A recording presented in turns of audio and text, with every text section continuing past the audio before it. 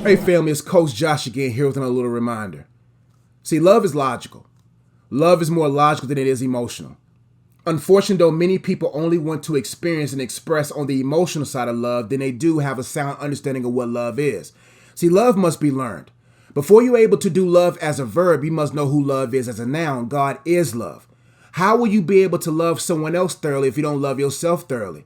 And how will you be able to love yourself thoroughly if you don't know God thoroughly? It's unfortunate how many people only know the infatuation side of love, but do not know who love is in a sound way. See, infatuation is blind, not love. Love sees clearly. Love perceives. Love takes its time. Love is patient. Love is kind. That type of love is the love that you should desire to have. But so many people are living love in its carnal sense versus understanding who God is and what love is in its purest sense. See, love must be learned. The levels of your love must be earned, and your love must be guarded sternly. See, love must be learned. The level of understanding or your perspective of love will determine what type of love you push out. If all you know about love is at this level, this is the only type of love you'll push out. But when you get to the most high level of love, then you will be able to push out love in its purest sense. The levels of your love must be earned. Not everybody deserves access to every level of your love. Now, don't get me wrong. People's going to have access to some level of your love. Even your haters deserve a hello. But not everybody should have access to the deep parts of your heart.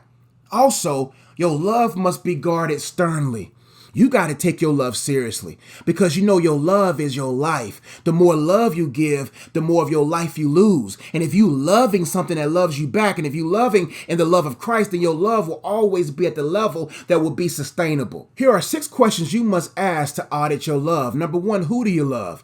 Who is this person? What is their background?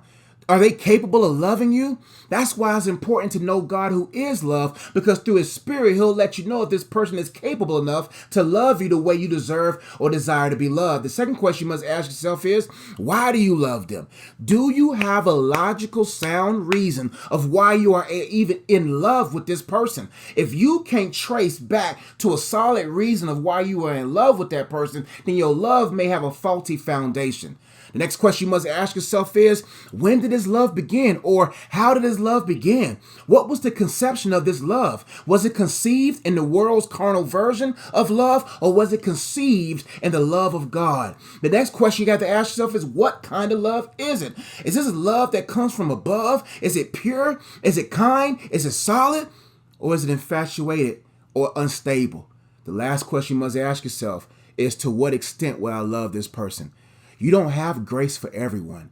You only want to love the person that God has given you the grace to love. Not everybody has the grace to love you, and you don't have the grace to love everyone. Therefore, you must ask yourself, to what extent would I love this person? See, family, love is logical. Love is not something that you fall into, because anything you fall into, you get hurt. Love is what you grow in. Take time to grow in God, who is love, so that you won't waste time being infatuated.